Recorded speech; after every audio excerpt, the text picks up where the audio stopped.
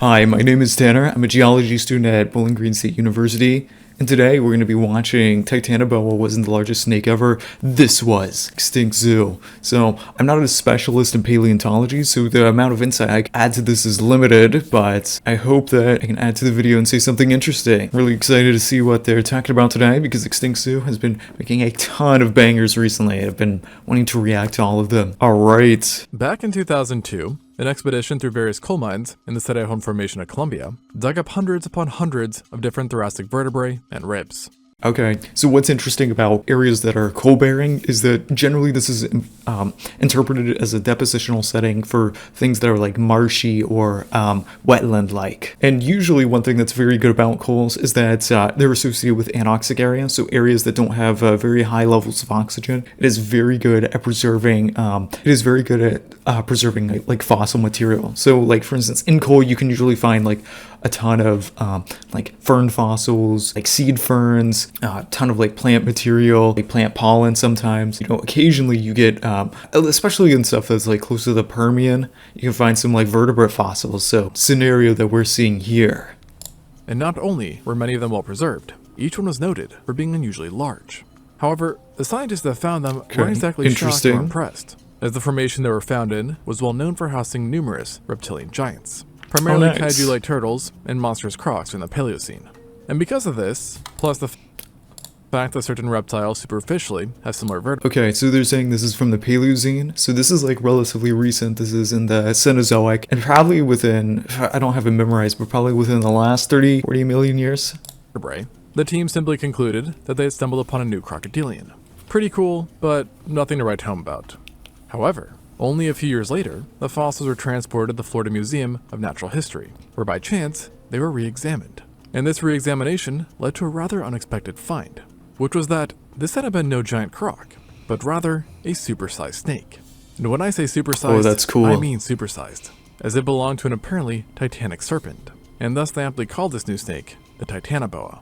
It's pretty crazy, and I guess like one thing I'm curious about going into like the rest of this video is like what kind of stuff that Titanoboa would have been eating, because to maintain a body that big you have to expend a ridiculous amount of energy. I presume it's also like a sea snake too, because the amount of energy it takes to move your body through like a wet environment versus a dry environment is going to vary like substantially. I'm just curious, like what is this thing eating, you know, if it's so big? Since its announcement to the world, the Titanoboa Huge has become herbivores, an icon maybe? in the world of paleontology, known by the masses and hailed as the largest, most powerful snake to have ever lived.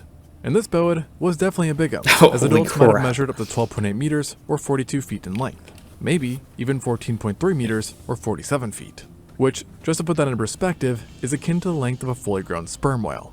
So yeah, no thank you.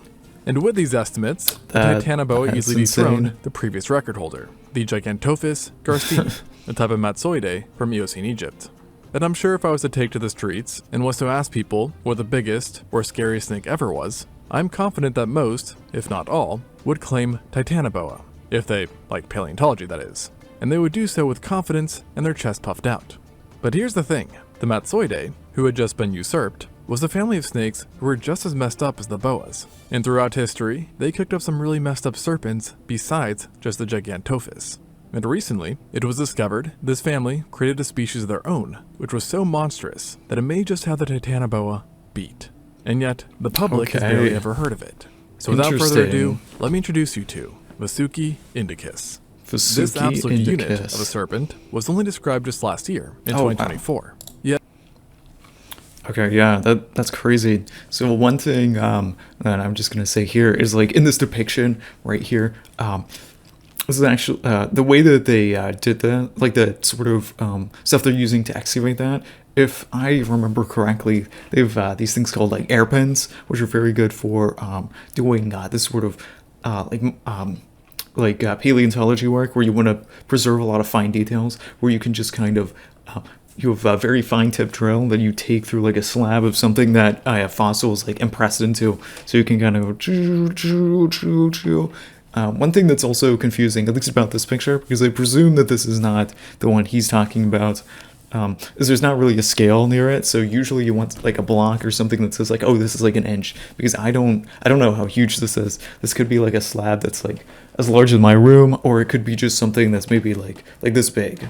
But Yeah, it's really cool that he's keeping up with stuff that's published in 2024, 2025, because that's like very recent literature. So recent, in fact, that I would be surprised if like other scientists haven't had too much of a chance to like review it heavily, other than obviously the people in the journal that it got published. The holotype specimen has actually been unearthed since 2005, when in the Indian state of Gujarat, a collection of 27 pre-cloacal vertebrae were found, some of which were even arranged in their would-be life positions. Ironically though, a bit similar to the Titanoboa's case, the paleontologists who stumbled upon these bones believed they had found a new croc, not a snake, and thus the fossils didn't undergo any further review. Yet, unlike the Titanoboa, who was re-examined a few years later, this specimen had to be patient, as it wasn't until 19 years down the road that someone decided to take a second peek at the matter. And boy oh boy, were they in for a surprise, as with better technology and more attention, they realized, just like the Titanoboa, that this was no crocky, but rather part of a giant snake. And due to certain characteristics seen in the vertebrae, it was no doubt a type of Matsoidae, albeit a type never seen before, as it was far bigger than any known species, including the Gigantophis. Based on its post-zygapophyseal width, the team reckoned that at the very least, this new serpent must have been between 10.9 to 12.2 meters, or 36 to 40 feet, already putting it in the top 5 largest snakes of all time, and longer than any reptile today. However, based on its pre-zygapophyseal width, it was even larger than this, with that bone yielding a length of 15.2 meters or 50 feet, giving it a strong edge over its largest relative, and even a slight edge over Titanoboa. And at this length, the Vasuki doesn't just become the new king of snakes, but also the longest non-dinosaur animal to have ever lived on land. And what do you call such an imposing beast? Oh, holy crap. Well, if you've been paying attention, I've said it a few times, which is the Vasuki indicus. And this might not seem to mean anything at first, but it really is a very fitting name, as Vasuki refers to the king of serpents in Hinduism, while indicus references the fact that it was discovered in India. And so naturally, the discovery of a snake possibly bigger than Titanoboa created quite a bit of buzz. But there was, and still, is one looming question, which is that, while we have fair evidence that it was longer, we don't know for sure if Vasuki was heavier or lighter than the Titanoboa, given that the latter possessed a more robust, wider skeleton. And as of now, the maximum weight given to Vasuki indicus is about 1.1 tons, whereas the Titanoboa may have been slightly heavier, with its max estimates being about 1.25 tons. That's crazy, and I'm curious why they're getting such different estimates, especially if the Vasuki indicus is like the larger one. Like why exactly one is like 1.1 versus one is 1.25, which I feel like he's probably going to get into. Like I think about a lot of animals today, even let's say something like something huge, like a lion or an elephant. If you have imagine it's like wading out in like a river, and you have something that's like 1 ton like fucking wrap around you. I don't know, I feel like that's like a ridiculous amount of force that it puts on you, and I imagine it could kill like some of the largest like land animals of today, especially if it's like 1 ton. Like that's just a lot of inertia to stop. I don't think a lot of animals would be able to do that. So not a huge difference, but enough that you might start questioning if Vasuki really outscares the previous ruler. And to that I say, ye must have little faith, because I can almost guarantee that if you had to pick one of these guys to meet in person, the safer option would almost certainly be the Titanoboa. And the reason for this is that you have all been lied to. Titanoboa was no Titan Slayer. See what I did there? Now settle down everyone. Before you guys pick up your pitchforks, let me explain. When it was first described and classified as a boid, paleontologists assumed that Titanoboa would have acted a lot like a modern anaconda, which eats just about everything they can manage to swallow, or sometimes can't. With the main difference being that Titanoboa is like an anaconda on megaroids, and thus would have been able to tackle giant crocs, turtles, and pretty much anything else that shared its environment. And for the most part, this early hypothesis has shaped how mainstream media has portrayed the Titanoboa, in other words, as a monstrous killer. However, in recent years, after more cranial material was recovered, scientists started to notice that its skull was quite unlike that of most boids, having an unusual palate, an abnormal number of teeth, as well as the teeth themselves being suspiciously curved and shaped like hooks. Yeah, so that was one thing I was thinking about when I was taking a look at some of the images he was showing, is how curved a lot of those hooks are. So I imagine that's something that like you bite onto something and you really don't want to let it go. Like there's you want to for something that like wants to bite into it and like does not want to spit it out. Like just eat, like imagine just like chew it up or eat it like a very small period of time, which makes sense for like a snake. But I do think it's really interesting, like all the things you can tell from like the teeth of different like prehistoric animals and what that allows you to understand about their diet or their feeding habits. Definitely seems very carnivorous to me, which, you know, obviously snake. Fishing hooks, to be exact.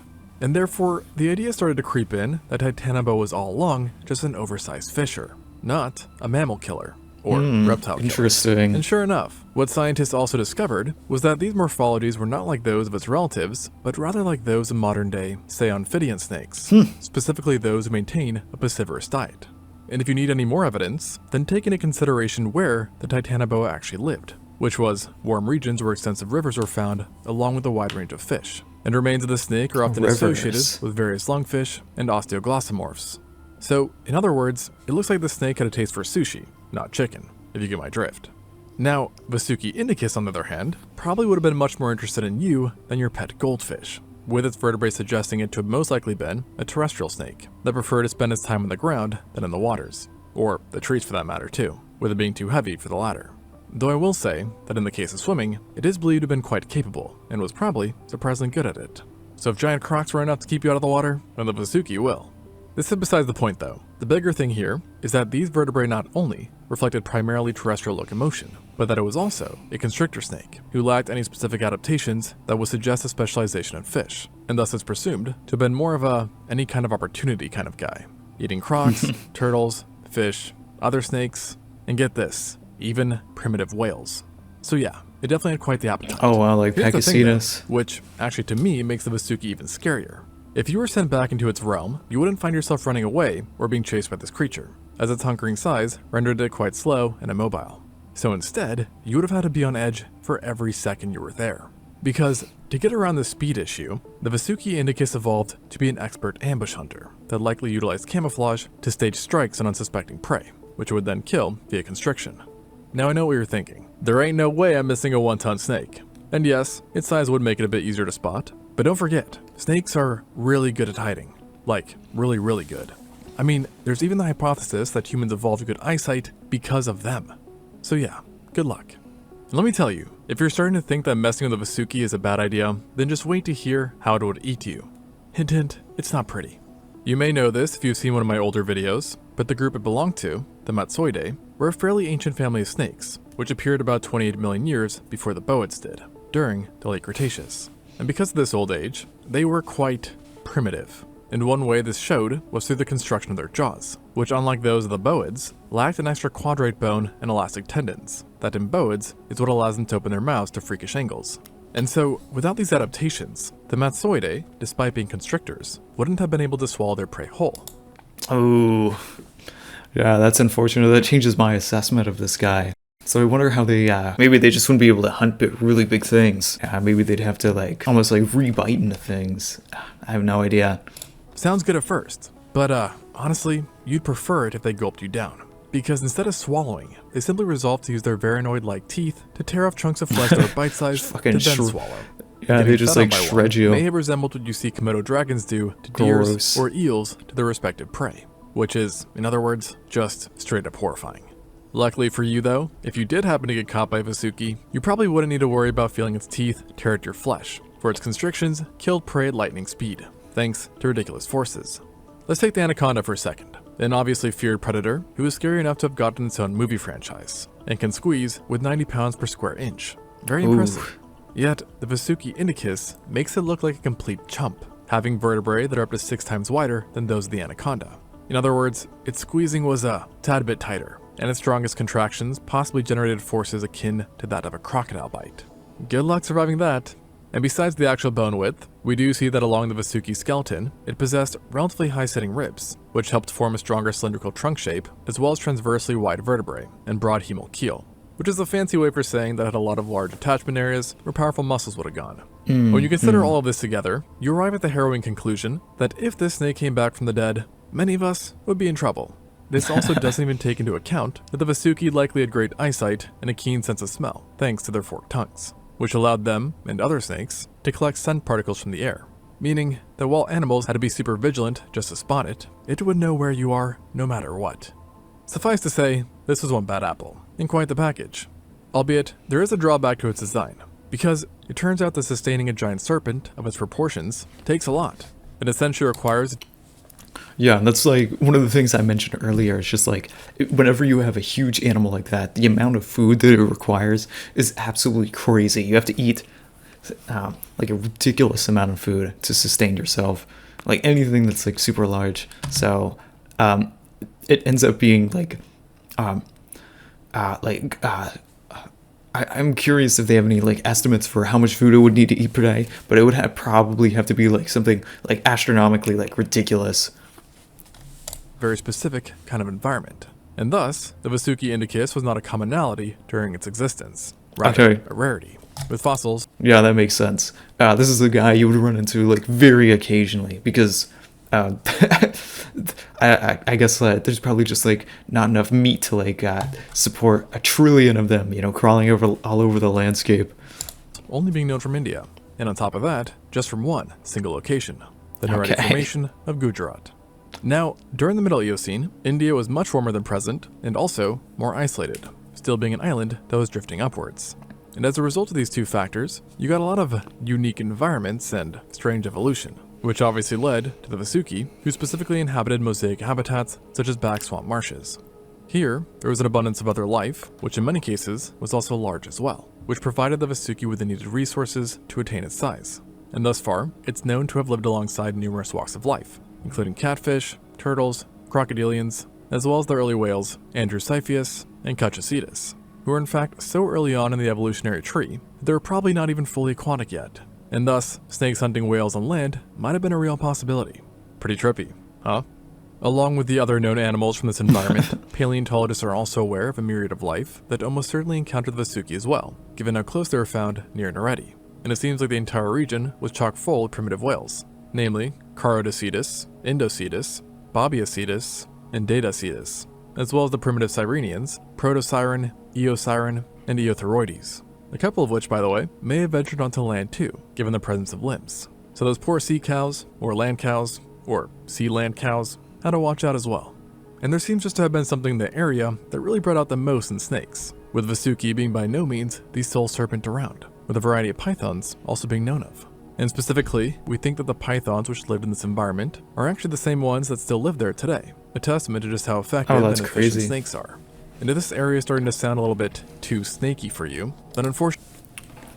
Okay, yeah. So, yeah, I find it crazy that they still have like some of the same like snakes in this like relatively like the same area. They have like some of the same snakes in relatively the same area. I guess it's just like evolutionarily optimized for those circumstances, and there's nothing that can really displace it. Fortunately, I've got some more bad news. Because like I said, India was essentially an island at the time, so if you wanted to leave it, you'd have had to venture out to sea in order to escape. But it turns out that escaping wasn't really an option either, as guess what? Snakes were there too, and giant ones at that, namely the Pteris Venus, a marine serpent with a powerful tail fluke and a large body that was up to 5.7 meters or 19 feet long. So sure, not outclassing the Vasuki, but definitely big enough for me to immediately not like the thought of it. And that just drives home how crazy the Vasuki is. I mean, there's literally a giant snake swimming around in the waters, like Mario 64, and yet it is not your biggest problem. And unfortunately for the life in India, the Vasuki would remain a major threat for a very long time. Because, while it did need perfect conditions in order to arise, it stuck like gum to asphalt once it appeared, and it would have been a large part of India's ecosystem for millions of years. I mean really, how are you going to get rid of a snake that's longer than a double-decker? Well, the answer to that, my friends, is good old Mother Nature, the final boss for pretty much most species. As stated, one of the reasons why Vasuki evolved in the first place was thanks to a special wombo combo of conditions, including a bountiful ecosystem and the warm temperatures of the Eocene, which also had numerous events of intense heat spikes. Yeah, the hyperthermals. So, the snakes got lucky, while many other groups actually perished during these heat spells. But, as you can imagine, their luck eventually ran out. And as the Eocene progressed and the Oligocene approached, the world resumed a cooling shift that had been generally a global trend for some time, with worldwide carbon dioxide levels slowly lowering. And along with getting a bit chillier, the atmosphere started to get a wee bit drier as well. So here you have Okay, yeah, so right now he's basically saying, like, one of the reasons why this thing likely died out wasn't because of, it running into any other, like, really large-scale predators, but just or I guess like any sort of at least probably not any sort of issues with eating any of its eating any like herbivores or like fish, but it came from the environment changed and the circumstances that it evolved for, and that it was like the circumstances that it evolved for and that it was most acclimated to just changed, so it wasn't able to continue. So it just like wasn't advantaged anymore and just kind of died out because everything, because the environment wasn't great for it. And it died out because the environment wasn't good for it. Giant snake that needs warmth and a wet, swampy home, and now both of these factors were getting stripped away. Suffice to say, the clock was ticking for our boy. And lo and behold, before the Eocene had ended, about 33.9 million years ago, this serpent had disappeared from the fossil record, becoming just one more lost relic of time, and serving as a reminder that the planet is always changing. However, while the Vasuki indicus might be gone for good, its legacy would live on for some time through its family, who did lose overall steam during the Eocene, but managed to persist in various places, including India. And their stories would continue all the way up to just 12,000 years ago, which was basically yesterday. And let me tell you, many of them, not just the indicus, were some bad cookies. So if you want to learn more about them, go check out an older video I made on them. Thanks for watching, and until next time on Extinct Zoo. Okay, that was pretty good. I'm not a paleontologist, but I feel like some really solid information, and I really liked how we used a lot of depictions drawn by like various artists, as he gave credit to in the corner.